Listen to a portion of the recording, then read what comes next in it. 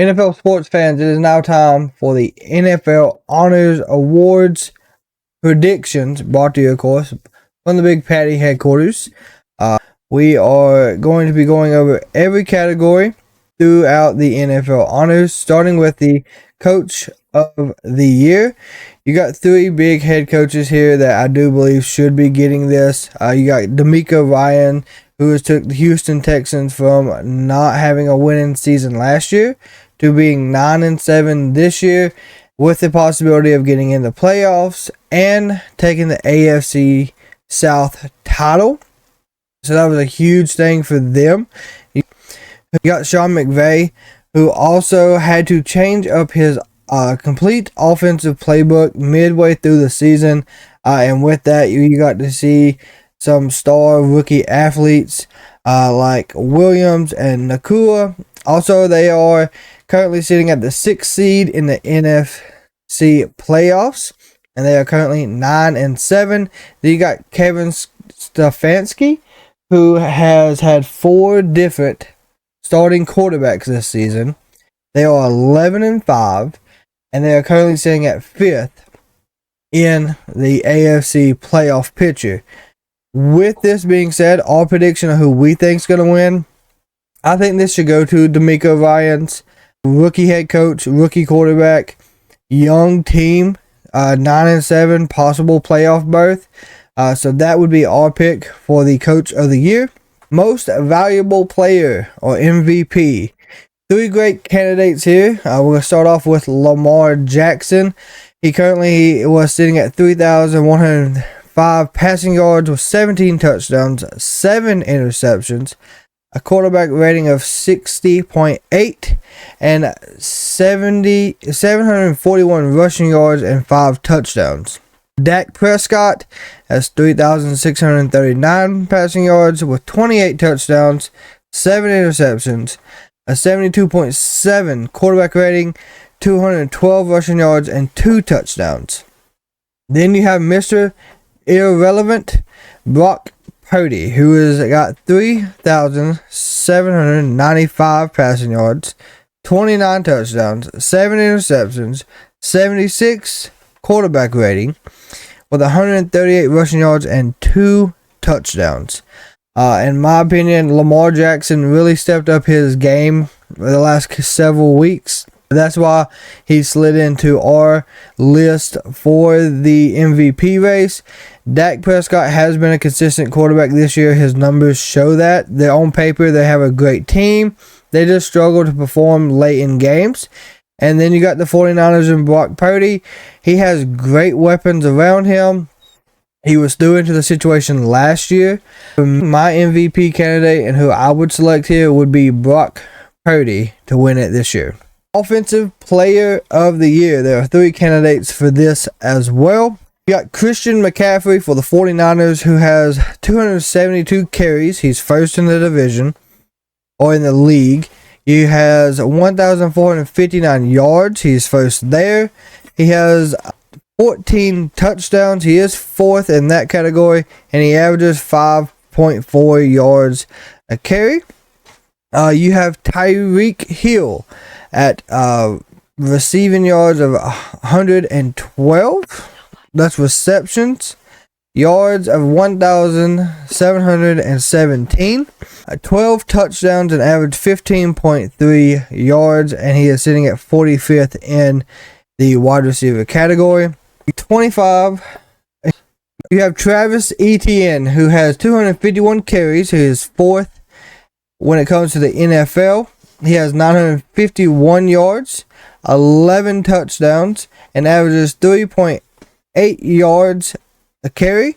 For me, when looking at this as a whole, Christian McCaffrey, this is a big year for him, especially coming from the trade in Carolina. Tyreek has had a huge year back in Miami. This is his 2nd time down there.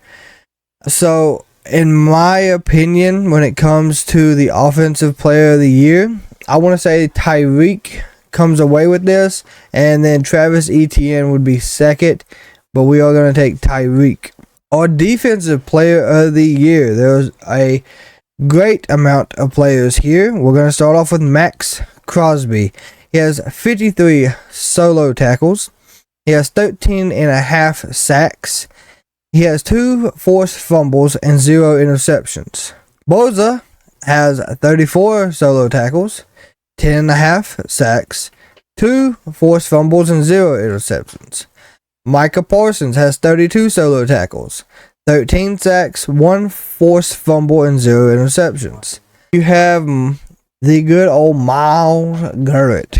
He has 33 solo tackles, 14 sacks, 4 forced fumbles, and 0 interceptions.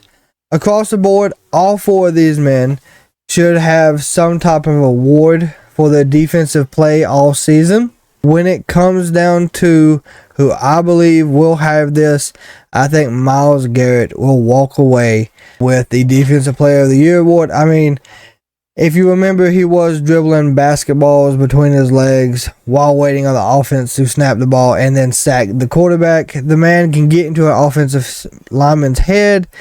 He's extremely talented. So give me Myles Garrett. The Comeback Player of the Year award. That comes down to 3 candidates.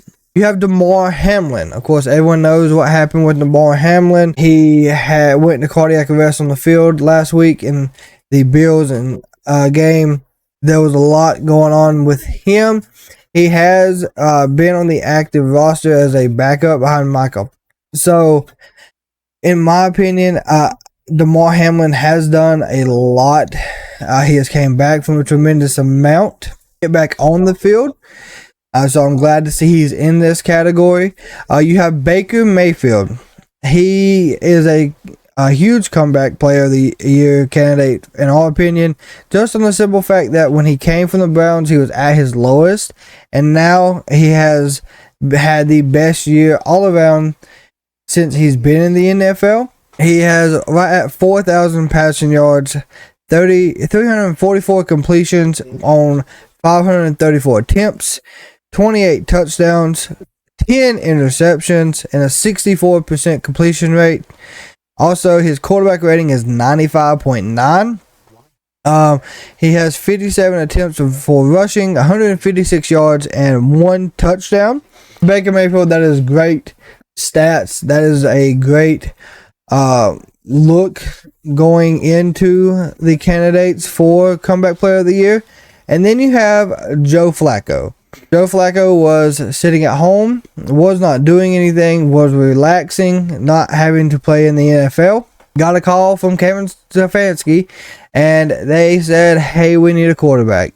Well, Joe took over when the Browns were 7-4. They are now 11-5. They're 5th seed in the AFC playoffs. He has 123 completions out of 204. He has a 60% completion rate. He has 1,616 passing yards, 13 touchdowns, and 8 interceptions. For me, that's a tremendous amount from week 13 to week 18. It's not a lot of numbers. There's not a lot of stats. But to go from doing absolutely nothing to being able to compete back at a high level, he helped Amari Cooper set a franchise record. He's led the Browns back in several games and won by double digits. So for me, your Comeback Player of the Year is going to be Joe Flacco. Offensive Rookie of the Year is another great category as well. Offensive Rookie Players of the Year. Another great category, another great class that is getting represented here in our opinion. So to look at this, you have to look at it deep down at their stats, at their player positions. So with that, the 5 that we have are as followed. We're going to go across left to right. Left being currently how it sits at number 1, and right being the 5th place. Puka Nacua for the Los Angeles Rams. He is currently sitting with 101 receptions, 1,445 yards, 5 touchdowns with a 65.5 catching rate. you have the Houston Texans offensive quarterback C.J. Stroud. He has a 63% completion rate with a 3,844 yards, 24 total touchdowns, 5 interceptions, and a 99% quarterback rating. Third, you have Sam Laporta for the Detroit Lions. He is the tight end. He has 81 receptions, 860 yards, 9 touchdowns, a 71.7% catch rate. He is a great asset, in my opinion, to the Lions, especially when it comes to Amon-Ra St. Brown being covered, or the other big targets. He is another asset to that offense. You also have Jamari Gibbs for the Lions with 915 rushing yards, 5.4 average, 52 receptions, 316 yards, 1,231 total yards on 10 touchdowns. He is also, behind Gibbs here is another great rushing rookie. I do see a lot of potential in him. I can only imagine what it's going to be later on down his career. And I do believe that the Lions might actually have a franchise running back as well. Then you got Bijan Robinson for the Atlanta Falcons. He has 948 total rushing yards, 4.7 average, 51 receptions, 384 yards, 1,332 total yards, and 7 touchdowns. Bijan Robinson was a huge asset for the Falcons this year. I don't think he's performed to what everyone was thinking he would, but there's still time to grow. Also, as the Falcons rebuild, it'll help them a lot as well. With that, when it comes to looking at how that's seeded, I do believe that your rookie of the year is going to end up being C.J. Stroud, followed up by Gibbs, and then wide receiver possibly come in third. That's how we see it playing out, of course. And of course, it is subject to change, as you know. Defensive rookies of the year. Great slate of defensive rookies as well this past year. So we're also going to look at these from a left to right aspect. Left being first, how it currently is rated, all the way to the right, which would be last. You have Jalen Carter, the defensive tackle for the Philadelphia Eagles, with 30 tackles, 8 for loss, 9 quarterback hits, 6 sacks, 2 forced fumbles, and a touchdown. He was a huge pickup for the Philadelphia Eagles. He has made a tremendous difference on that defensive front, and just this being his first year, I could see him being in the race almost every year from here on out for Defensive Player of the Year. You got Will Anderson of the Houston Texans with 44 tackles, 10 tackles for loss, 22 quarterback hits, and 7 sacks.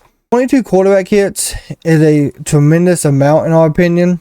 There's 32 teams, minus the one he's on, that's 31. You only play normally each team once, so that's 18. And he's already at least hit each quarterback once and some twice. That's a tremendous thing in our opinion. And then he recorded 2 quarterback hits, 2 tackles for loss, and a sack in just week 11 against the Arizona Cardinals.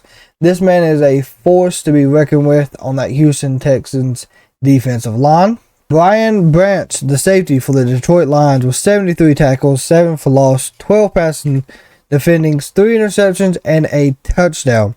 I do believe that for him, he's going to be looking at a great defensive organization there with the Lions. His pick 6 was actually recorded against Patrick Mahomes, so that is another big thing for him. Patrick Mahomes don't give away many interceptions, but I think he's got a lot of room to grow as well in that defense, because that defense is young.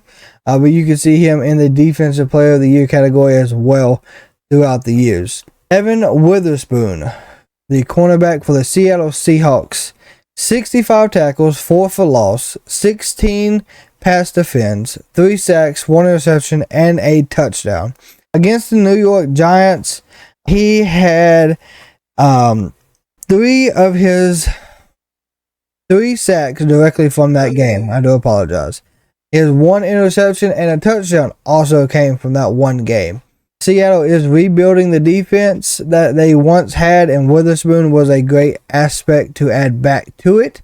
Then looking at the quarterback completion towards Devin Witherspoon is just a 55% on the passes thrown in his direction, which is allowing 5.4 yards.